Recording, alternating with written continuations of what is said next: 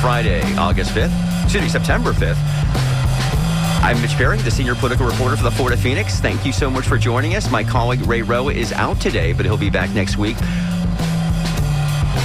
And so later in the show, we're going to talk to a Florida member of the Democratic National Committee who created some news last week at the DNC's summer meeting in Minneapolis when she introduced a resolution calling for an arms embargo against Israel and a ceasefire in Gaza. That resolution was blocked, but the move again demonstrated the tension in the party regarding its longstanding support for Israel. We will have that DNC member on later in the show to discuss. But first, well, our scheduled guest right now is not yet with us right now, so I'm going to pivot a little bit and just talk about some of the big headlines here in Florida this past week and nationally here in the news. And I'm going to encourage people to contribute to the show as soon as possible. The phone number to call in is 813-239-9663. You can also send us an email at dj@wmnf.org. Okay, so Florida, huge news on Wednesday. There was a press conference in Eastern Hillsborough County in Valrico. Governor Ron DeSantis and Joe Ladapo, our Surgeon General, made some national news when we announced that they're going to be wanting to end all mandated vaccines in the state. And this, of course, comes after the leadership of what's going on in Washington with Health and Human Services Secretary Robert F. Kennedy Jr., of course, testifying in front of a Senate panel yesterday. You may have seen some of that footage. But let's talk about here in Florida right now, right? Because this is a big deal. It's a huge deal. And I would say to you, not a done deal per se. And by that, I mean, basically, in fact, I was there at the press conference on Wednesday and talking to another reporter, and as this press conference is going on, we're questioning, like, does he need the legislature for this? Is this going to be just rolled out? How's this working? And we learned that, in fact, most of it is going to have to be approved by the legislature because it's state law right now in terms of these vaccines, in a lot of cases, especially for children. And in terms of, there are some rules that were made by the Department of Health. They can repeal those because that does not need to go before the legislature. There is a process with that. I don't know if that means they have to go through the public. In the federal government, they do have that when they have those rules. They have to go through public hearings and the like. I suggest if you haven't seen some of the coverage on this, you go to my colleague Christine Sexton's story in the FloridaPhoenix.com. It's no paywall there. You can go in there anytime. You can read about how some Florida Republicans in the legislature who were at least willing to talk. Now, some of them, I get it. I understand because there's actually no language right now to look at, right? So it's somewhat amorphous, but the principle was out there. The concept is out there. They want to, ban vaccines. Ladapo compared it to slavery. And now currently, as we should know, of course, parents can exempt their children from vaccinations for medical and religious reasons. And in that respect, Florida Republican Senator Rick Scott mentioned that in a comment yesterday and said, and so basically he did somewhat come out against the DeSantis proposal, not a mandate yet. And so, again, very interesting to see how this is going to play out in the coming, months, frankly, right? The legislature does not convene formally until January. Actually, they'll be meeting in October for committee meetings. The governor, what I can tell you right now, what I see this happening, because I cover DeSantis a lot. He's in Tampa Bay at least often more than once a week. It's a lot. And as I cover state news, I have to cover him. And so his biggest campaign he's been on the last few months, of course, is to try to get folks to vote for a proposal to either eliminate or radically reduce the amount of property taxes for homesteaded properties. And we don't know what that's going to look like because that's going to be a constitutional amendment, which has not been, it has to be formalized by the legislature. No language on that. But he goes out there every day with Chief Financial Officer Blaise Ingoglia and campaigning to tell people that they should vote for this when it comes up next year, even though, again, we don't know the language for that. Plan on hearing a lot more about this ban on, banning vaccine mandates in the coming months. And so, the national headlines are horrible on this in terms of the reaction immediately. And again, you're seeing a surface on this with the national issue with Robert F. Kennedy Jr. So until we get, So without any further ado, though, we do have our guest on, and I do want to talk to him about this issue. Eric Deggans is on with us right now. Eric, good morning. Hey, how you doing? I'm so sorry I'm late. The first day of classes at Washington and Lee was yesterday. Right. I'm a professor there now in Virginia, and so I'm completely discombobulated because it's quite a lot to get ready to Right. teach. Okay. So yeah, let's begin with that because Eric, as people know, a longtime critic with the Tampa Bay or St. Petersburg Times. He's been with NPR now as a television critic and critic at large since I think 2013. I think it is now, Eric. Yeah, Yeah. yeah. And so, but a lot of that work, of course, you've been doing when you do your broadcast, your commentary, your reports from your home, your former home, I guess, in St. Petersburg. You just moved to the they call the DMV area there recently because you are a professor. In fact, you're the John S. and James L. Knight Chair in Journalism and Media Ethics at Washington and Lee University in Virginia. Who was John S. and James L. Knight? Well, they were their family created the Knight Foundation. I guess you could sort of back it up and say their family was part of the Knight Ridder Okay. corporation that owned a ton of newspapers and media Right. outlets back in the day, including a company that I worked at. My first journalism job back in 1990, the Pittsburgh Press. But they also founded a foundation that was aimed at supporting journalism in a lot of different ways. And one of the ways that they do that is that they fund professorships at universities across the country. There are, I think, 23 schools with 26 professors. For example, Bill Adair, who some people may recognize that byline, he worked alongside me at the Tampa Bay Times for a long time. He created PolitiFact and co-created the International Fact-Checking Network that's still at Poynter. He's now a professor of practice at Duke University, and he's a Knight chair. Okay. His position is funded through the Knight Foundation as mine is. Basically, the school, the guy who had this job before me, his name is Ali Cologne, and he was also an ethics professor at the Poynter Yeah. Institute in St. Petersburg many years ago. So when he retired last year, the school came after me and said, would you be interested in this job? And I've always been interested in teaching. I've been an adjunct at Eckerd College and at University of Tampa and at Duke University. And so it just kind of worked out. It all kind of worked out. And so in July, I moved from the Tampa Bay area and came here to Virginia. And our first day of classes was yesterday, and I'm teaching a course in journalism ethics, and I'm also teaching a course that's a new one that they haven't had about race and media. That's based on my book called Race Baiter. Well, let's just pick up from there. And I do actually, I just mentioned this whole thing about with the vaccines, and I want to come back to that in a minute. But Race Baiter, I remember that when that came out, I think 2012, something around that time. Yep. Yeah. 2012. So, and what, and I know you still, you're teaching that book. What has changed? I mean, a lot has changed, right? The media landscape from that time. But in terms of how would you describe what you were trying to do or write about in that book and where we are right now with media culture in America right now?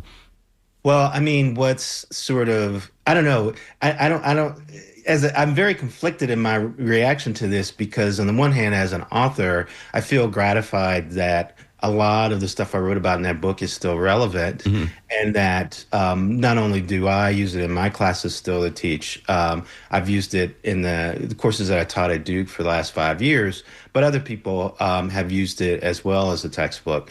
But that's also sad because the book was chronicling a lot of toxic behaviors, I think, and ultimately tried to chronicle how some media outlets were using prejudice and stereotypes to earn profits.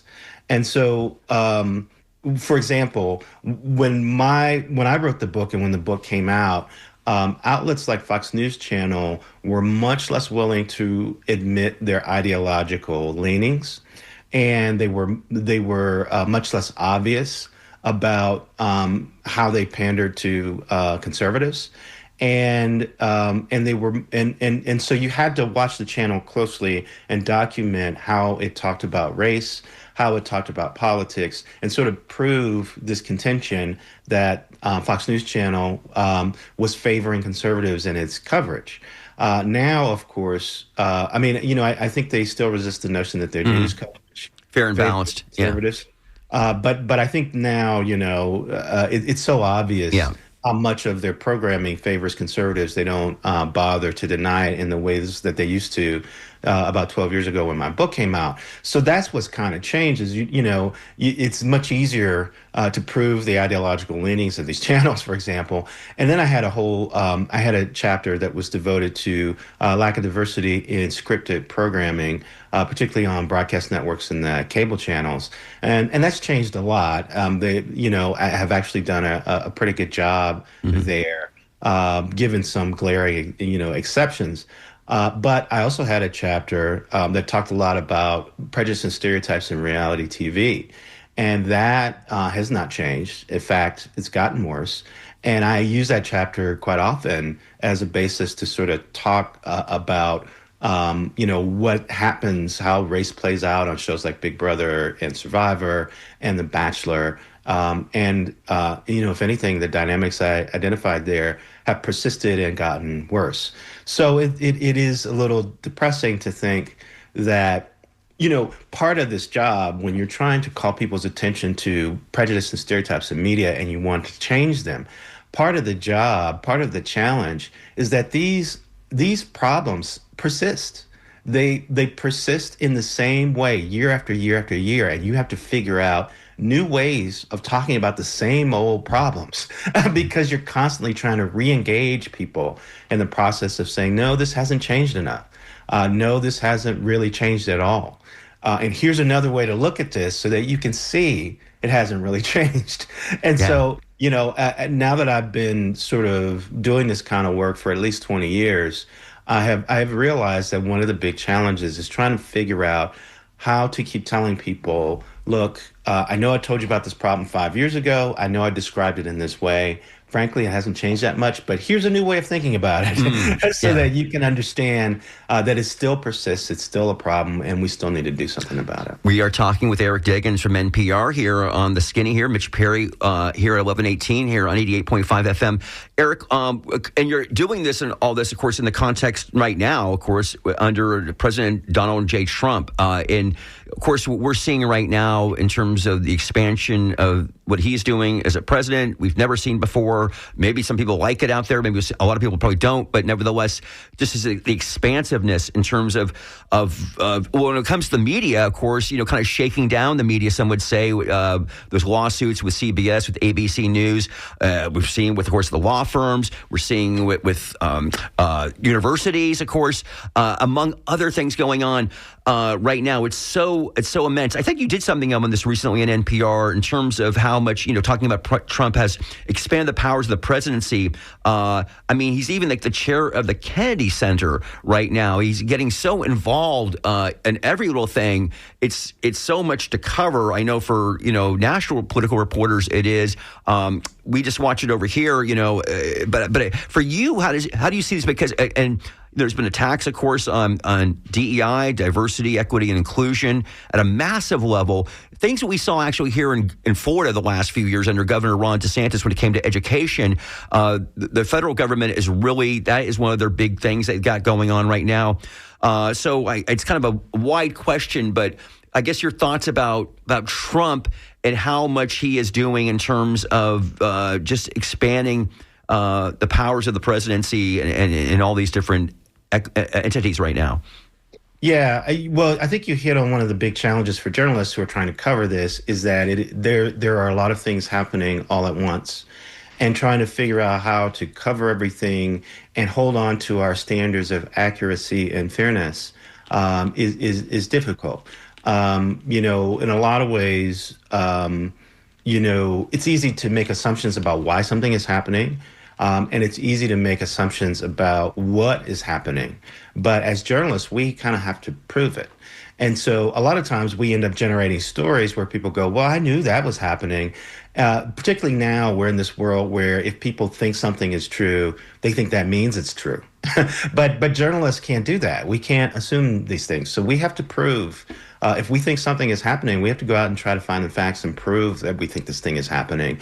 And so that's a lot of work, particularly when you have a government that's as aggressively sort of pressing its ideological ideas and imposing them on so many different areas of government. The other thing that sort of strikes me is that this is what we've always heard conservatives complain about when Democrats were in charge of the government. They always felt that people like Joe Biden and Barack Obama and even Bill Clinton were imposing their ideological preferences on the populace through the government. But now that we have a president who is aggressively and visibly doing that, I think you can see the difference between some of the rather smaller things that people objected to, and these major moves, including, as you said, installing promote. Basically the Kennedy Center has had a long tradition of bipartisanship, where an incoming president appoints people to the Kennedy Center board, but does not fire the people who were appointed by a previous administration. And, Donald Trump came in and broke that tradition and fired all the people who were appointed by Biden and replaced them with people who supported him. And he had already appointed people to the Kennedy Center who supported him from his first term. So he had enough people on the board to have them vote to install him as chair of the Kennedy Center, which is the first time that's happened. The president hasn't been actively involved in picking Kennedy Center honorees, let alone, serving as the chair of the board, let alone hosting the ceremony, which Donald Trump says he's going to do. Yeah. So this is a level of sort of involvement in the operations of just one, institution that receives a lot of federal money, that gives you a sense of how much he has imposed his ideological point of view on the government, and how much he has used government instruments to penalize people that he views as his political opponents and advantage people who he views as his supporters. You have also, But I just want to point out one other thing. The other challenge that journalists have in this moment is that when the administration announces that they intend to do something, people assume that it has happened. Just because Donald Trump signs an executive order demanding XYZ happens, that doesn't mean that it has happened or will happen, or that he even has the legal right to make it happen. And so part of what journalists have to do is say, for example, a good example is his attempt to displace one of the members of the Fed board. Lisa Cook. There's an open question about whether or not he has the ability to fire her. Whether or not she deserves due process. If you're firing somebody for cause, whether or not there needs to be a process where you prove that whatever cause you're firing them for is actually a real thing. Right. And she's resisting it. And, there's, I don't know if she's sued yet, but, I think there's a strong indication that she has. I believe so. Yes. So, when he initially announced that he wanted to displace her, I think there was some headlines that sort of said that he had fired her. And in fact, that had not happened. He had said he wanted to fire her. Right. But we had no idea whether or not he even had the capacity to do that. And what I'm finding in the general public, for example, I was telling a friend that, I was speaking with some documentarians who were doing a documentary on PBS about Dick Van Dyke, and they were like, PBS, isn't that defunded? Isn't it gone? Right. And I'm like, no, it's defunded. Yeah. But, they get funding from a lot of other sources, and NPR is the same way. And of course, you guys experienced that at WNF as well.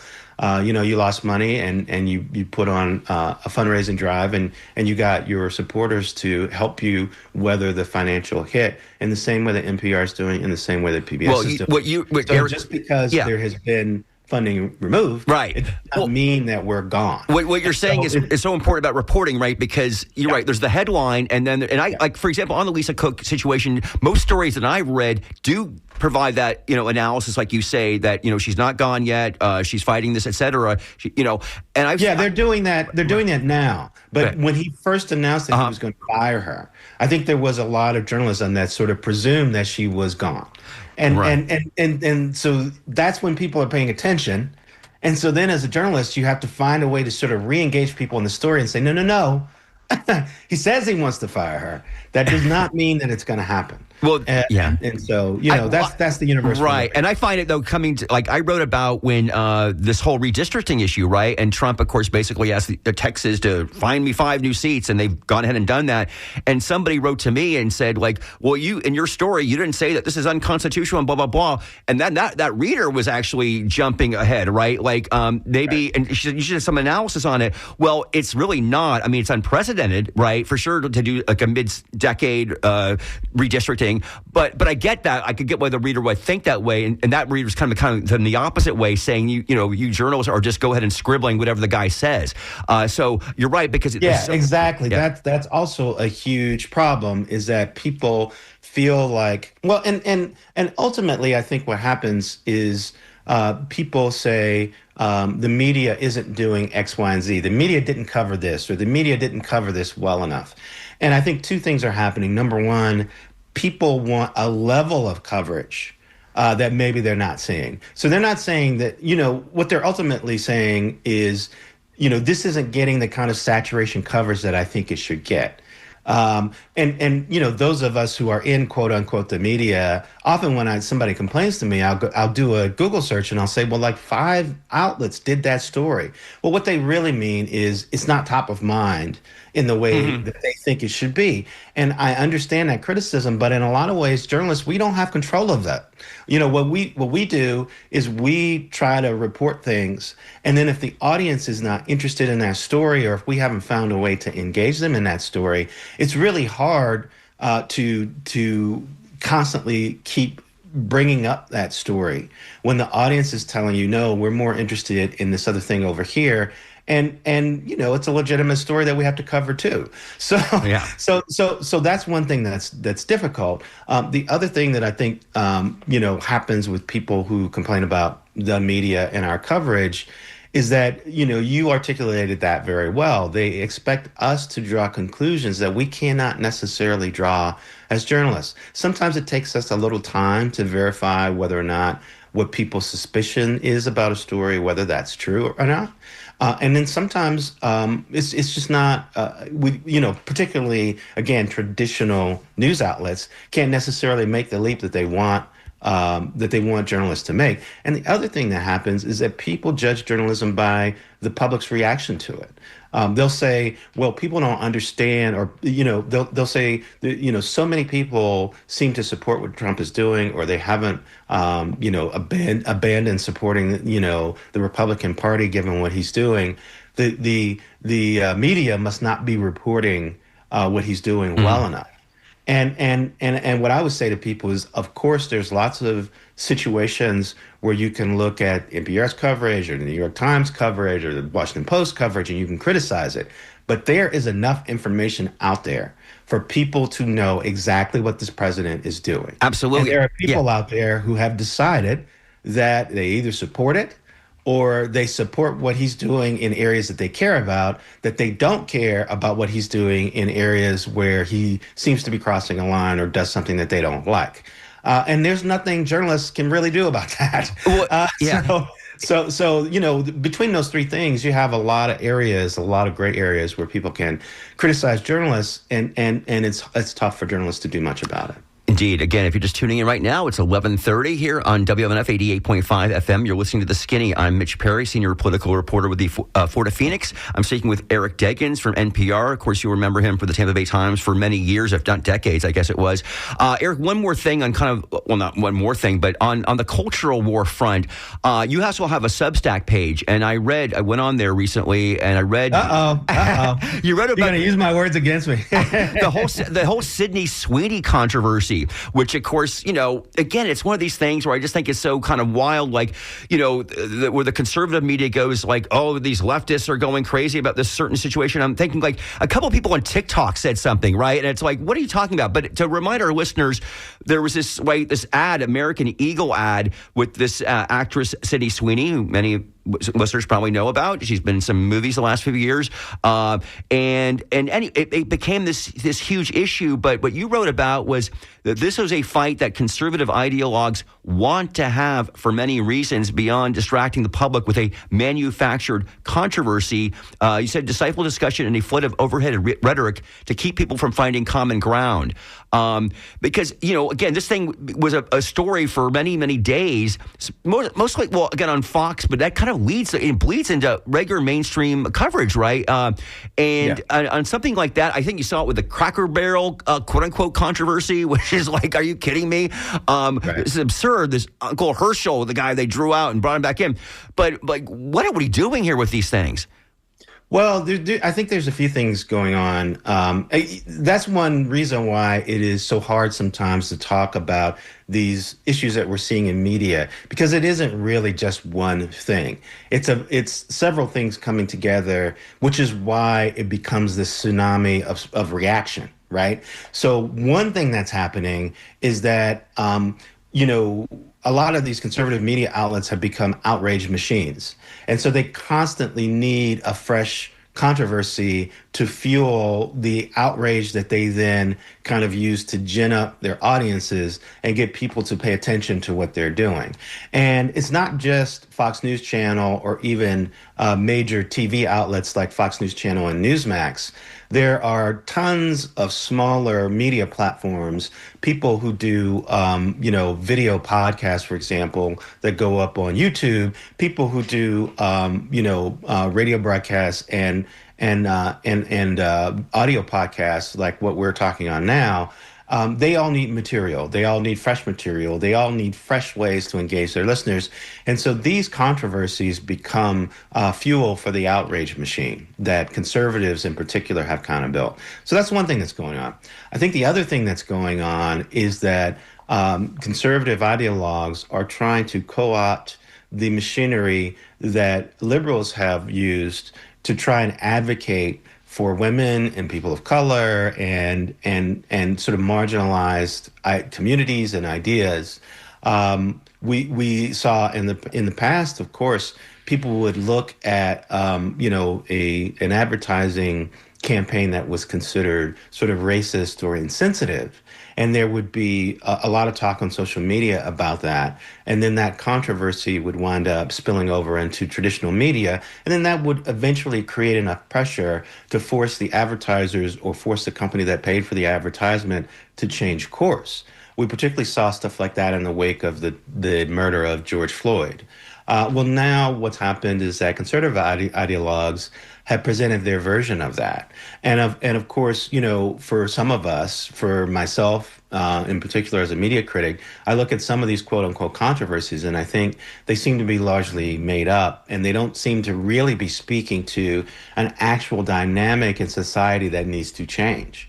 I think the big difference between the stuff that happened in the past and the stuff that's happening now is that many times the stuff that happened in the past was about trying to get TV outlets to understand how stereotypes about non-white people are presented in ads or presented in TV shows like Cops, presented in scripted programming. That's a real thing. That's an actual problem that we've documented through studies over decades. To say that, removing the Cracker Barrel guy from the logo is some, attempt to disappear white people or disappear rural culture or disappear, it just seems kind of ludicrous given that the whole Cracker Barrel chain, their whole focus is sort of elevating and celebrating, rural culture. Right. They felt like they were modernizing their logo a bit. But to say that they were completely walking away from their focus on rural culture just seems they're overreacting. And that's, of course, liberals have overreacted to these controversies as well. But again, I think a lot of times, you talk about people boycotting Target, for example, when they took down some of their displays that were dedicated to Pride. It's kind of hard to argue that there isn't oppression of gay people and transgender people out there in America.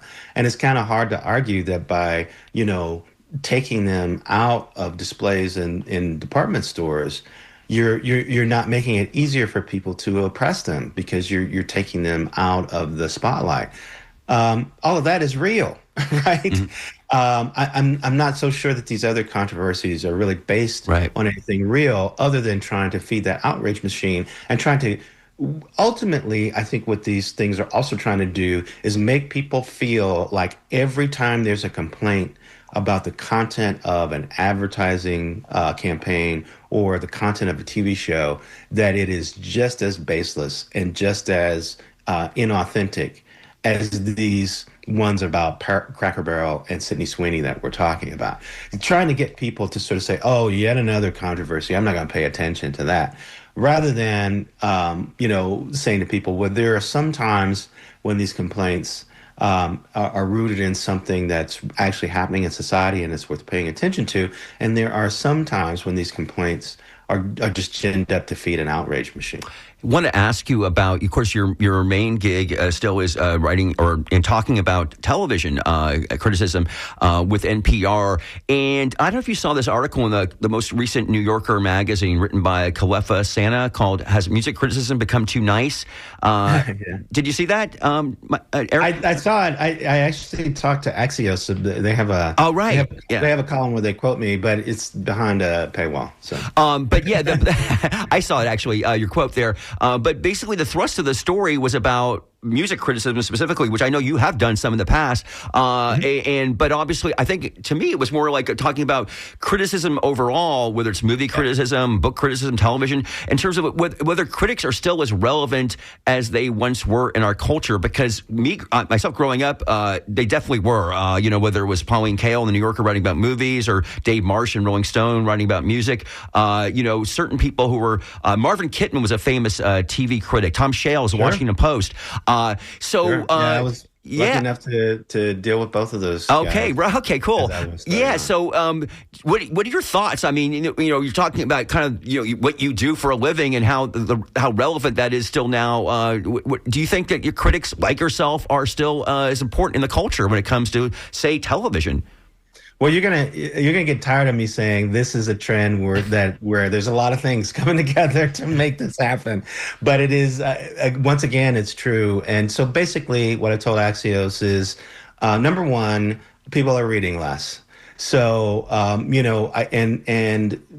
better or worse, I think the heart of great criticism is in the written word. Yeah, absolutely. You really need to space in print to investigate these ideas and talk about different things and take people on a journey as a writer. And when people are reading less, there's less of an opportunity to reach a wide range of people and have a huge impact. So when criticism reaches fewer people and it has less of an impact, that meets the shrinking profits of the news industry. And so, in particular, we have regional newspapers that are highly challenged. I came to work for the then St. Petersburg Times, now known as the Tampa Bay Times, in 1995. And when I came there was a critic who wrote about fine arts and classical music. There was a critic who wrote about movies. I was hired to be the pop music critic. There was a TV critic. Once I left, no one replaced me. And now at the paper, I don't think. Oh yeah, there was a restaurant critic too. I forgot about that. Right. And so once and a book critic. And so by the time I left, some of those jobs had already disappeared, and now I don't think anybody does any of those. You're jobs. right. Colleen Bancroft was the longtime book critic, and she stepped down like a year ago or so. Yeah, and I know Colleen very well, and she's amazing at her job, but she was doing many things, not just being a book critic. And yeah, and ultimately, and in a city the size, the metro area of the Tampa Bay area, where there is such a strong connection to literary tradition, where people like, the guy who invented Bosch and the Lincoln Lawyer, the executive producer of Smoke, who's a crime novelist too. There's tons of well-known writers who have roots in the Tampa Bay area, and to not have a book critic at the biggest newspaper in the area, in fact, the biggest newspaper in the state, boggles my mind. Right. Incredible. But that's what's happened at regional newspapers all over the country. Those jobs have kind of disappeared. And what's happened is that those functions have been kind of assumed by people who are writing for websites, who are not getting paid that much and who are much more vulnerable to pressure from the industry they are covering, because they don't get paid that much and they need to get access to review copies of books, or to authors that they want to interview, or in the case of TV, they want access to TV screeners so they can see the stuff in advance and write stories that are well informed for when the show debuts, and they want access to the people who make this product, and the performers and the producers and the executives, and they're in a position where if an industry gets mad at them, if Netflix gets mad at them, if Disney gets mad at them and kind of blackballs them, they can't earn a living. And so, of course, that creates a situation where critics will be more careful with their criticism, and may be incentivized against, being highly critical of projects that these big media companies see as really important. And the other thing that happens is that now it's to the point where media outlets, a lot of media outlets don't want to pay for reporters to travel to places to do stories. So I'll use an example that's just about me. I got an email from FX saying that they were flying reporters to New Zealand to visit the set of Alien Earth, and did I want to participate in that? Well, NPR does not allow the subjects of stories to pay for our travel. So if I was going to go there, NPR would have to pay for the flight. NPR would have to pay for my accommodations. NPR would have to pay for my meals for us to get that story. And ultimately, we thought it would cost so much that it wouldn't really be worth it. Right. And I agreed with that determination. But there were a bunch of other people who went over there and had their travel paid for by FX. And so you're in a situation where, did those people disclose that FX paid for them to travel over Probably there? not. Were the people who were consuming that product, did they realize that that's how they got to the set for that story? And, if any of those people who participated in that, are they going to write anything negative about that experience, given how it was set up? So, that's where we are now. There's not that many media outlets that would pay that much money to send somebody all the way to New Zealand to do a story like that. So there's a lot of reasons. It's easy to look at the critics and say, they're not being incisive enough, or they're not being critical enough. But they are facing a lot of pressure. And my, simple answer to that is that if you want critics to be more incisive, then create more of these jobs and pay them more. And then you'll get that criticism. Eric Deggans, we're going to let you go. Last question. I know, because you do write about TV, so I believe next weekend is the Emmy Awards. Who's going to get all the big honors next Sunday night? Well, I'm just starting to think about that now. Yeah. I'm actually going to do stories for NPR about this. So I still work with NPR part-time as a critic at large. I do think that the war in drama is going to be between Severance and The White Lotus. The question is, which of those two? I think Severance's big problem is that it's on Apple TV Plus, and many fewer people watch that service. So will the Emmy voters have seen enough of Severance and appreciated it? It's a very challenging show, and sometimes it's just not people's cup of tea. I always tell folks, I think it was one of the best shows on TV this year, but I totally understand if people watch it and it's too much work, or for one reason or another, it just doesn't speak to them. But those two shows have gotten a lot of nominations, and I think they're going to be fighting it out in the drama category. In the comedy category, The Bear, which is a show that had typically been a powerhouse, is not going to be a powerhouse this year. That's my prediction. And I think one reason why is that the industry has grown to resent the way in which FX has insisted that The Bear is a comedy. And in fact, it is not a comedy. It is a drama that has a lot of comedic touches in it.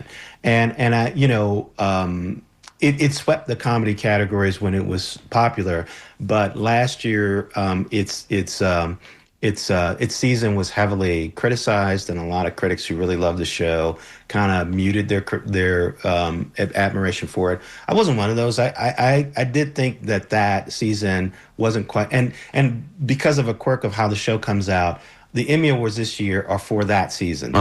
Season 3, yeah. It's not for the one that just aired, which was better. But the season that aired last year was considered a step down creatively, although I think one of the strongest episodes in the show's history aired that year, which was it was called Napkins. It was the history of the sous chef, played by Liza Colon-Zayas.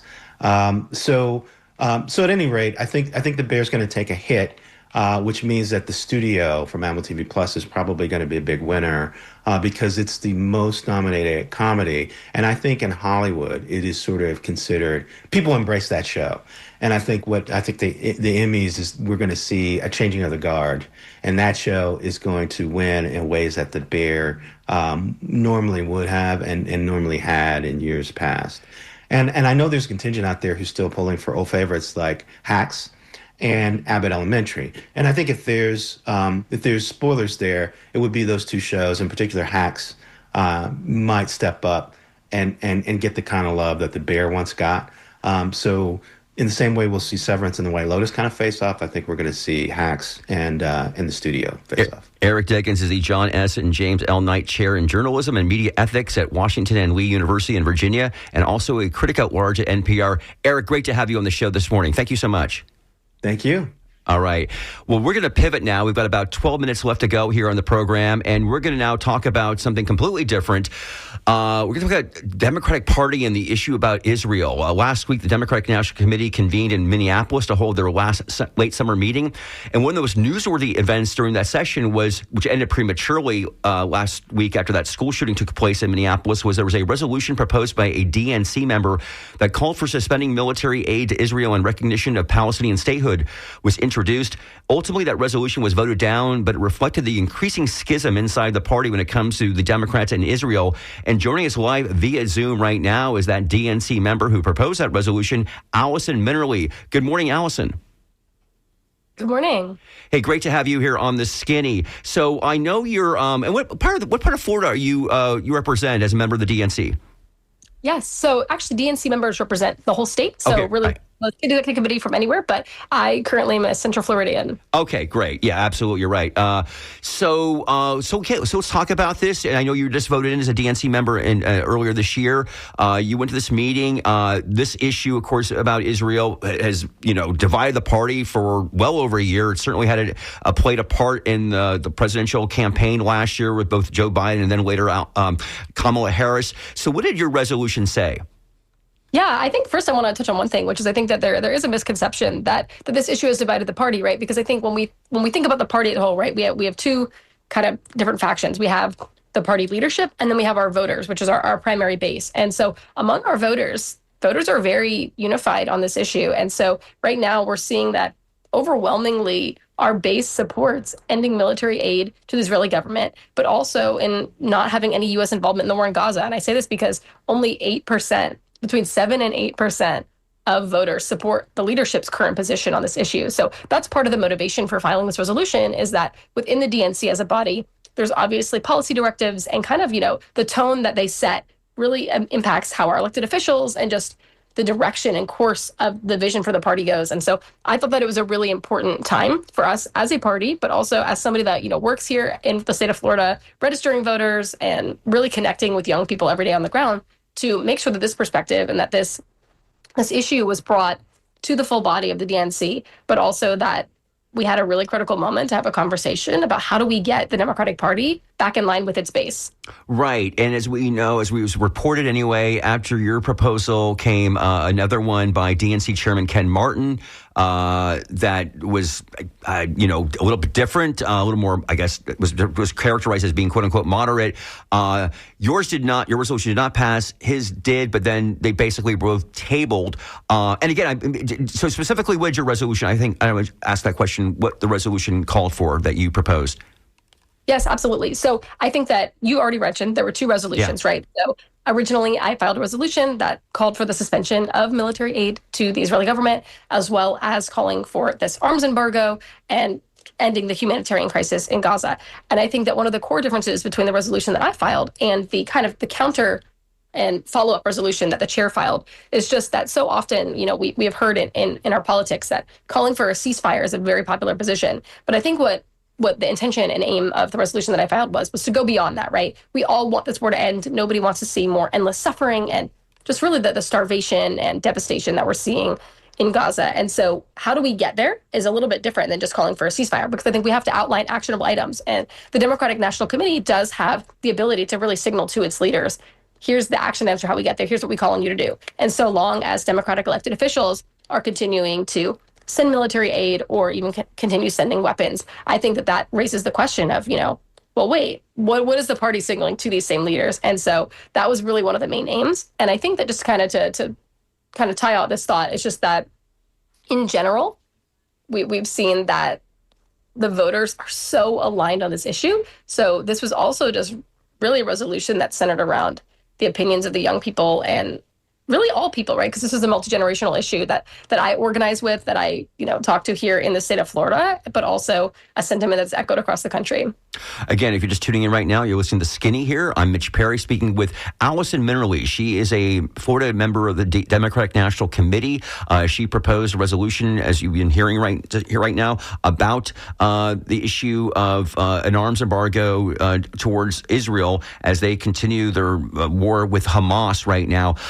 What was again, we got to read these reports. I wasn't there in Minneapolis when this took place. This proposal took place early last week. What was the mood there? Well, and how many people were in the room? How many DNC members were there?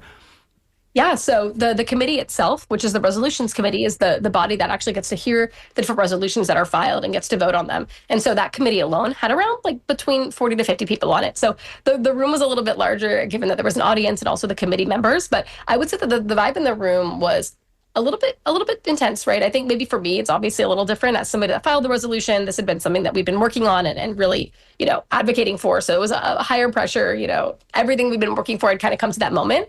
But I will say that just in general, I think that a lot of people in the room were really focused and really tuned in, because I think this was one of the resolutions that I think was most controversial. Right? I think we're not talking about all the resolutions here today, but there were several that were interesting. I think this one in particular piqued the most interest among people that have been really following this issue. So did you speak with DNC Chair Ken Martin directly after you proposed your resolution? That's correct. And so really the TLDR here is that, as I mentioned, I filed a resolution calling for the specifics of the arms embargo and then also ending military aid as the official position of the Democratic Party. And I think that what you'll see from Chair Martin's resolution was some of the similar language you've already seen used, calling for a ceasefire, acknowledging the humanitarian crisis, but not necessarily taking that next step of the action items. And I think voters are so hungry for their politicians to do something. And I think that, the Democratic Party does have an opportunity and a responsibility to become more clear on just, okay, we've been saying ceasefire for the last couple of years. How are we going to get there? And then also, how can we get ourselves closer to our voters that we're going to need in 2026? So there's an electoral and there's also a moral argument here. And the chair's resolution, once his had passed, mine was heard a little bit later in the programming, which, did come short that day. But the chair pulled me aside afterwards and let me know that his intention was also to pull his resolution. And I think that, there's many different thoughts that you could have about this.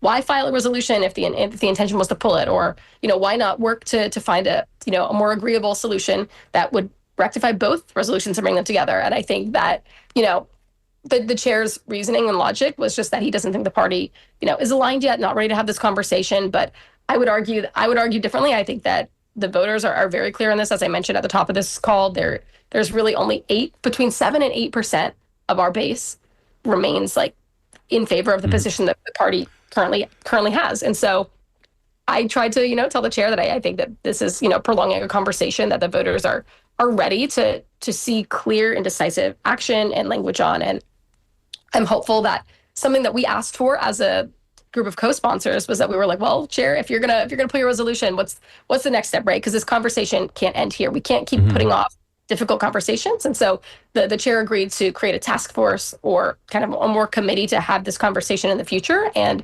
now the next step is really just building what this task force will look like and ensuring that, it has representation that doesn't just reflect the establishment, but also that reflects the everyday people that we need and the coalition that really cares about this issue.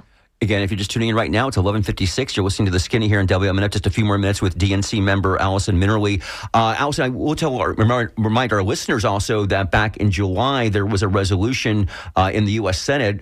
There's actually a couple, I believe, sponsored by Senator Bernie Sanders. One was to block more than $675 million in weapons sales to Israel. That went down 70 to 27. There was a second resolution that sought to prohibit the sale of tens of thousands of fully automatic assault rifles. That was a vote of 73 to 24. That was certainly the most, or I believe, a record number of Senate Democrats, more than half the caucus, that had voted in favor of those resolutions. We had Congresswoman Kathy Castor here back in early August. She told me, the House didn't vote on those. She said she would support voting against or proposing offensive weapons to Israel there. So I guess, and again, we only have a couple minutes left to go. This is the issue. You say, again, it's, pretty much decided 8% only support, maybe stronger support of Israel here. But this is a divisive issue, okay? I know in Hillsborough County here, the party literally has split apart, going back to an issue regarding an allegation of anti-Semitism with a local member of the party. There's been several members of different caucuses who have formed another group. They're not with the Democratic Executive Committee here in Hillsborough County. So, this is still very divisive. It seems to me, anyway. You're saying that it's not so much with the delegation in Florida. Is that your take here? Because it seems some of these Democrats who are part of party structures here in Florida maybe aren't all there yet. Yeah, no, you're correct. I think that, to say that we're all unified would not be accurate. But what I will say is that I think the voters are unified, right? Mm-hmm. And so I think we're talking about, party leadership. I think you mentioned, Hillsborough County, things like that. Well, I'm not as intimately, in those spaces. I will say that, you're right. There is division. But I think that what people can and should agree on is that listening to our voters and our base, the people that are going to show up and vote for us, feel that we need, is a really critical part of this. I think, as people that are very involved politically, DNC members, but also party leadership, things like that, we are really, in tune. These are like the core conversations that we have about policy, and just every day, those kind of, just everyday the conversations that we have about these kind of issues. And I think we need to find the people that maybe aren't those ones that are every day talking about this. I think if you went up to somebody on the street and you're like, hey, did you know about this situation? What's your take? I think that you would find there's a lot more consensus. I think a lot of people are anti-war. And so something that I've been really trying to frame, here is that so many people think this is just about possibly religion, or this is about specifically Israel or just Palestine, which, obviously those are core elements of this conversation. But I think that anti-war is a very strong sentiment. We've seen this throughout history, especially with young people, right? Which is like a lot of the folks that I represent as a young Democrat here in Florida. And I think that this is an anti-war issue. And whether we like it or not, Israel's a secular government. And I think that having a conversation about military aid and weapons and the role that the U.S. government plays in it, I think you're going to find a lot more people, again, not the ones that are the most involved in the party or in the structures and the institutions itself. The everyday voters are going to agree that they do not want their tax dollars funding weapons, war, death, and destruction. Okay, Allison Minnerly, we're going to have to leave it there. Allison Minnerly is a member of the Democratic National Committee from Florida, and she is young. I believe you're 26. Is that correct? Yep, that's correct. Okay, great. Well, hey, great to have you on the show. We'd love to have you on again. Oh, quickly before we go, Nikki Fried's talking about open primaries. Are you supportive or against that? There are so many challenges that we have here in the state of Florida. And I would just urge everybody that is thinking about where our investments should be to consider the cost of a lawsuit and the cost of going through this process that's going to lead us to having an open primary, which I don't think should be the focus of the party right now. Thank you so much. That was Allison Minnerly. She's a member of the Democratic National Committee. We also had Eric Deggans on earlier.